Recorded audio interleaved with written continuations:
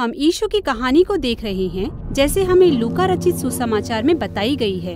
कहानी शुरू होती है एक असामान्य राजा के आने के साथ, जिसका जन्म दरिद्रता में और दीन परिस्थितियों में हुआ था। फिर हमने यीशु को एक शिक्षक भविष्यवक्ता के रूप में देखा। उन्होंने पूरे इजराइल की यात्रा की और लोगों को एक परिवर्तनशील जीवन शैली जीने के लिए बुलाया, जहाँ दुश्मन दोस्त बन जाते हैं, कंगालों की देखभाल होती है, जहाँ लोगों को अपनी असफलताओं के लिए क्षमा प्राप्त होती है। वह नगर नगर गए और उन्होंने लोगों को अपने पीछे आने निमंत्रण दिया और इस उलट पुलट जीवन शैली के साथ परमेश्वर के राज्य के अधीन जीने को कहा। और उन्होंने कई चिन्ह और अद्भुत काम किए। तो बहुत इजरायली ऐसी आशा करने लगे कि वह इजराइल को रोम से छुड़ाएंगे और शांति और न्याय का नया राज्य स्थापित करेंगे। संक्षेप में वह परमेश्वर का राज्य लेकर आएंगे।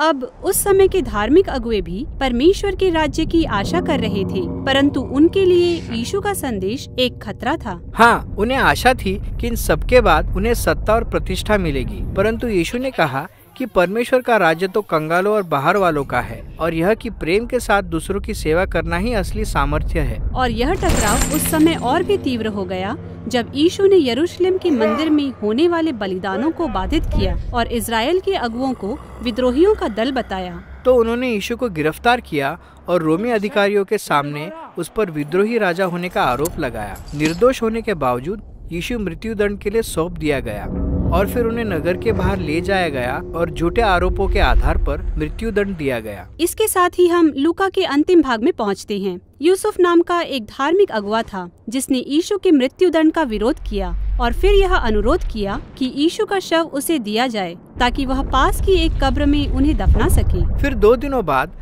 कुछ स्त्रियां जो यीशु की अनुयायी थी कब्र पर उसे देखने आई। उन्हें वह खुली और खाली मिली। फिर उनका सामना रहस्यमय प्राणियों से होता है जो उन्हें बताते हैं कि यीशु मुर्दों में से जी उठा है। यह सुनकर वो भयभीत होकर भाग जाती है। किसी को उनकी बात पर विश्वास नहीं होता। यह कैसे संभव है? वह जीवित नहीं हो सकते। उन सब ने यीशु को मरते हुए देखा था। यरूशलेम के बाहर यीशु के 2 चेले नगर से बाहर जा रहे थे। वे सड़क से होते हुए इमाउस नाम के नगर की ओर जा रहे थे। वे जो कुछ हुआ था उससे दुखी और परेशान थे। फिर यीशु प्रकट हुए और उनके साथ साथ चलने लगे, पर उन्हें पता नहीं चला कि वह यीशु है। हाँ, यह तो बड़ी अजीब बात है। वे उसे क्यों नहीं पहचान पाए? हाँ, यह लूका की विचित्र पर वास्तव में महत्वपूर्ण चित्रण है। वे किसी कारण से यीशु को पहचान नहीं पाए। तो यीशु ने उनसे पूछा, तुम किस विषय में बात कर रहे हो? तो वे उसे यीशु के बारे में बताने लगे कि वह एक सामर्थी भविष्यवक्ता थे जिनसे उन्हें आशा थी कि वह इजराइल को बचाएंगे, पर उन्हें तो मृत्युदंड दे दिया गया।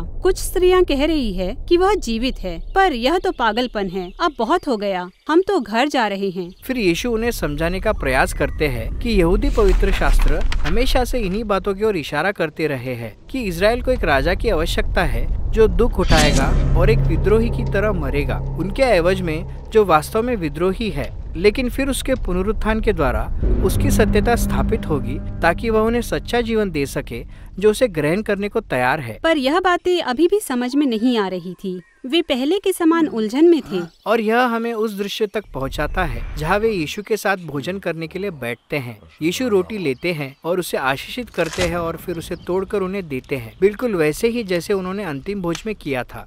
हाँ, यह चित्र उनकी टूटी हुई देह यानी क्रूस पर उनकी मृत्यु का था। जब वे उस तोड़ी गई रोटी को ग्रहण करते हैं, उसी समय उनकी आंखें खुल जाती है और वे यीशु को देखते हैं। फिर यीशु उनकी दृष्टि से ओझल हो जाते हैं और यह घटना समाप्त हो जाती है। तो यह एक कहानी है जो बताती है कि यीशु को उनके वास्तविक रूप में देखना कितना कठिन है। हाँ, यह तो बहुत बढ़िया है। मतलब कि कैसे परमेश्वर का राजसी सामर्थ और प्रेम इस व्यक्ति के अपमानपूर्ण मृत्यु दंड के द्वारा प्रकट होता है। कैसे एक दीन मनुष्य दुर्बलता और आत्म बलिदान के द्वारा जगत का राजा बन सकता है। इसे देखना बहुत ही कठिन है, परंतु लूका के सुसमाचार का यही संदेश है। आप अपनी कल्पना के रूपांतरण के द्वारा ही यीशु के उलट पलट राज्य को देख और अपना पाएंगे। लूका का सुसमाचार एक और भोज के साथ समाप्त होता है जहां यीशु अपने सारे चेलों के साथ उपस्थित हैं। हर कोई उनकी पुनरुत्थित देह को देखकर घबरा रहा है। मेरा मतलब है वह अभी भी मनुष्य है, पर उससे कहीं बढ़कर। हाँ, वह मृत्यु के पार जाकर दूसरी ओर निकल आए हैं और नए सृष्टि के रूप में चलते फिरते बातें करते हैं। फिर यीशु उन्हें बताते हैं कि वह उन्हें भी वही ईश्वरीय सामर्थ्य देंगे जो उन्हें संभालता है, ताकि वे जाकर परमेश्वर के राज्य का सुसमाचार दूसरों को सुना सके। इसके बाद लूका कहता है कि यीशु को स्वर्ग में उठा लिया गया। यह तो जाने का बहुत बढ़िया तरीका है, लेकिन वे आकाश में जाकर क्यों ओझल हो गए?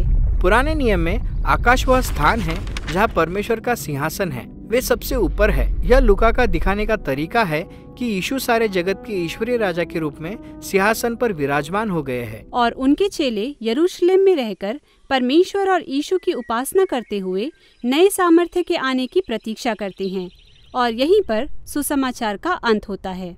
लूका लिखने वाला है कि उन्हें कैसे यह ईश्वरीय सामर्थ्य मिली और वे सुसमाचार लेकर संसार में निकल पड़े, और लूका की दूसरी पुस्तक प्रेरितों के काम इसी विषय पर है।